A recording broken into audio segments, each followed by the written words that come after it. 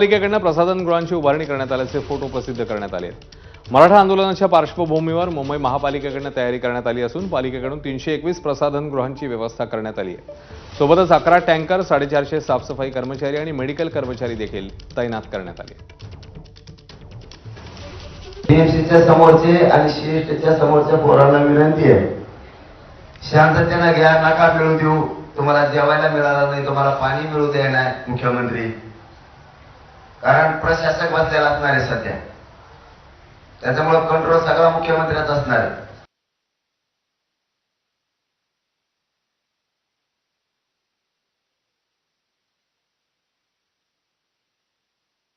ची गैरसोय झाल्याचा आरोप करण्यात आलेला होता आणि त्याला आता मुंबई महापालिकेने उत्तर दिले। मुंबई मनपाने नेमकं काय केलंय बघूया।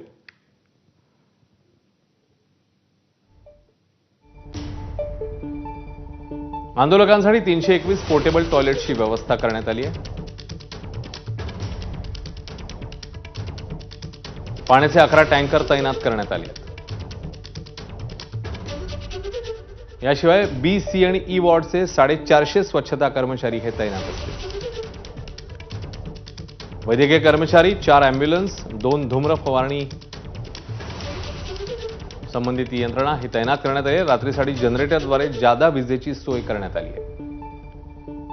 अग्निशमन दलाचे जवान ही यंत्रणेसह तैनात आहेत। तर चिखल झालेल्या भागात 2 टन खडी ही टाकण्यात आली आहे। मराठा आरक्षण आंदोलनाच्या पार्श्वभूमीवर शहरात कायदा आणि सुव्यवस्थेचा प्रश्न उपस्थित होऊ नये म्हणून मुंबई पोलिसांनी कडेकोट पोलीस बंदोबस्त तैनात केलाय। मराठा आंदोलनात सुरक्षेसाठी 3 सुरक्षा पथकं तैनात आहेत। मुंबई पोलीस, सीआयएसएफचे जवान, धडक कृती दलाचे पोलीस आणि सीआरपीएफचे जवान सुरक्षेसाठी तैनात करण्यात आले आहेत। आझाद मैदानात आंदोलनासाठी 5000 लोकांना परवानगी देण्यात आली होती, परंतु लाखो आंदोलक आझाद मैदानावर उपोषणासाठी दाखल झाले आहेत। त्यामुळे पोलिसांनीही योग्य ती सुरक्षा व्यवस्था तैनात केली आहे।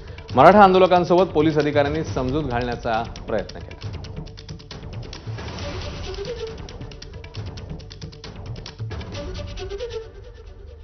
तर अत्यंत कडेकोट अशी सुरक्षा या अनुषंगाने ठेवण्यात आली आहे। मुंबई पोलीस त्यासोबतच सीआयएसएफचे जवान आणि धडक कृती दलाचे जवान यांना तैनात करण्यात आले आणि या सगळ्यांचे कसून सुरक्षा जी आहे ती पाहायला मिळते।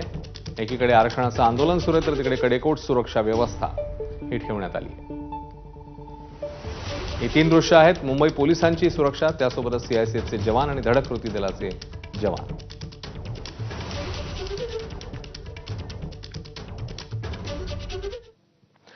आणि आता थेट पुण्याला जाणार आहोत। पुण्यातल्या गरुड गणपती मंडळाचं यंदाचं